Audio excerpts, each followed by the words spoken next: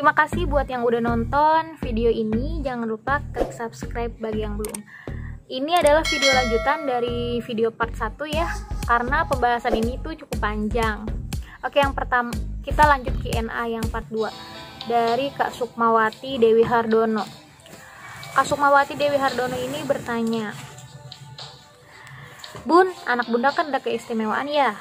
Saat bunda tahu gimana rasanya? Nah, alhamdulillah, jujur saat pertama aku tahu, aku diberi hati lapang, aku diberi hati ikhlas sama Allah. Aku menerima keadaan itu. Dan aku sangat bersyukur anak aku selamat, karena sudah dikatakan di video sebelumnya, di kampung aku ada 3 orang ibu hamil yang barengan aku dan ketiga. Dan gimana ya? Yang hamil tuh banyak. Pokoknya 3 orang itu anaknya meninggal dalam kandungan. Di situ aku merasa bersyukur karena anak aku hidup selamat, sehat, walaupun ada kekurangan fisik di bagian telinga. Oke. Banyak masih dari pertanyaan Kak Sukmawati. Banyak yang ngomongin keistimewaan anak bunda nggak, Bun? Ceritain dong. Oke, di sini aku akan cerita ya. Keluh kesah ataupun cerita dari seorang ibu yang memiliki anak yang istimewa gitu kan. Istimewa karena memiliki kelainan fisik di bagian telinga. Jujur, pada saat aku di rumah sakit pun aku udah kayak pernah ngerasa gimana ya, anak aku ini beda gitu. Tapi setiap ada orang yang lewat ngeliat, iya anaknya ganteng banget, rambutnya tebal. Terus pas dia ngeliat ke bagian telinganya, dia langsung diem. Satu tuh. Terus yang kedua ada juga yang langsung lihat telinganya, Itu kenapa? Kupingnya kok pas di sebelah? cuman bisa jawab alhamdulillah, itu udah pemberian Allah, udah dari sananya. Karena di situ aku belum tahu kalau kelainan anak aku itu namanya mikrotia. Oke, di rumah sakit aman dan pulang ke rumah ibu-ibu pengajian dari pengajian mama aku pada datang tuh, pada nengok. Sedih banget dia rasanya pas mereka pada datang ya. Ada salah satu orang di antara ibu-ibu pengajian teman-teman mama aku ini bilang, ih, Kok itu kupingnya ke sebelah? terus yang lebih sakit hati lagi ya, aku ini masih belum pulih gitu ya. Setiap ada yang nengok, pasti aku diomelin, pasti aku dinasihatin. Kamu sih waktu hamilnya begini.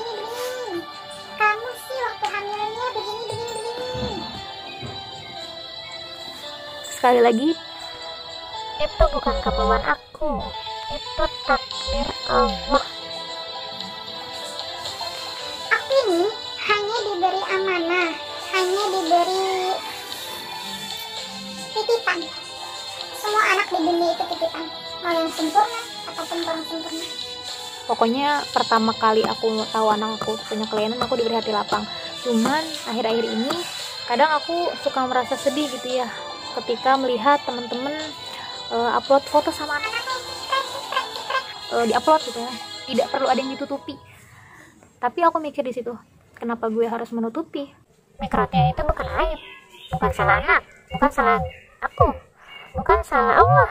Ini semua udah takdir, konsep takdir, kalian harus percaya itu. Barang siapa yang bersabar, maka Allah akan memberikan nikmat tambahan. Barang siapa yang lulus ujian, maka Allah akan memberikan derajat yang lebih tinggi saat ini.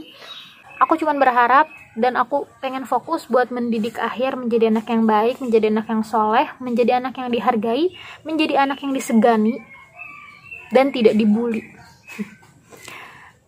Pokoknya kalau kesah aku menjadi ibu seorang anak mikrotia itu ya dari tatapan orang sih. Jadi kayak orang itu ngeliat tuh kayak fokus banget gitu kan. Mungkin dia belum tahu ya, belum tahu kelainan yang baru gitu. Ya pokoknya untuk aku bisa berkata seperti ini bukan berarti aku kuat. Dan aku pernah dengar ceramah kalau misalkan Ujian itu datang kepada orang-orang yang mampu mengembannya ataupun kepada orang yang kuat. jujur, aku bukan orang yang kuat. Aku kuat karena Allah.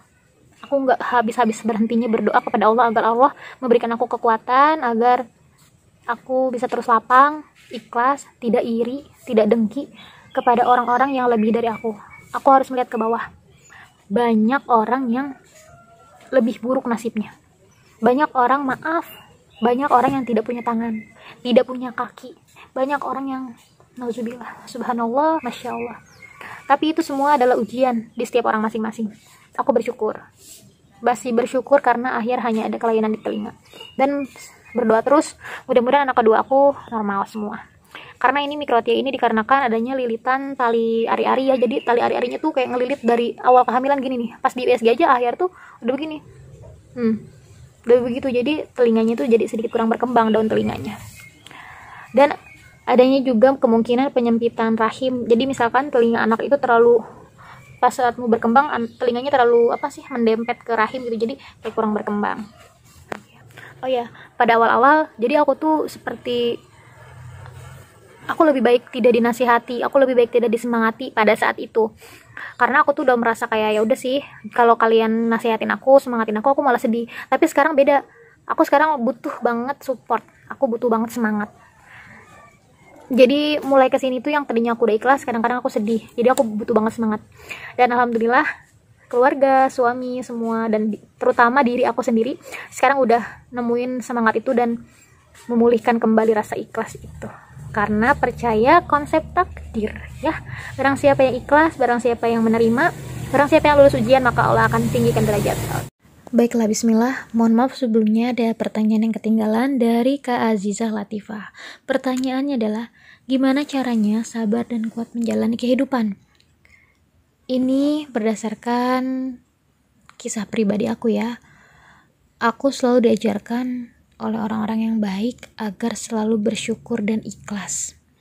Karena kalau kita bersyukur dan ikhlas, semuanya itu akan terasa lebih ringan. Yang kedua, jangan pernah menyerah dan emosi. Ketika kita ada rasa menyerah, emosi, cepet-cepet istighfar, cepet-cepet mengingat kita tuh di dunia ini tuh hanya sementara, gak lama. Di dunia ini tuh kita cuman numpang cari bekal untuk kehidupan yang nyata suatu saat nanti. Lalu kita harus rileks ya, betul, kita harus rilekskan diri kita. Dan selanjutnya ini yang paling penting sih, yang selalu ada di benak aku, yakinlah di ujung kesulitan kita itu ada hadiah terindah dari Allah Subhanahu wa Ta'ala. Percuma dong kita dikasih ujian terus kita nggak sabar, ujian itu akan tetap ada. Kalau kita sabar, ya ujian itu akan berubah akan menjadi hadiah gitu ya. Itu apa sih Al-Insyirah ada, Bun? Kalau kata suami ada di surat Al-Insyirah ya. Gimana ya? Fa inna ma'al usri yusra, inna ma'al usri yusra. Maka sesungguhnya bersama kesulitan ada kemudahan, sesungguhnya bersama kesulitan ada kemudahan. Itu Allah berjanji dalam Al-Quran di surat Al-Insyirah sampai 2 kali loh. Makanya kita harus sabar dan kuat menjalani kehidupan ya. Oke, terima kasih sudah nonton. Jangan lupa subscribe bagi yang belum. Bye. Assalamualaikum warahmatullahi wabarakatuh.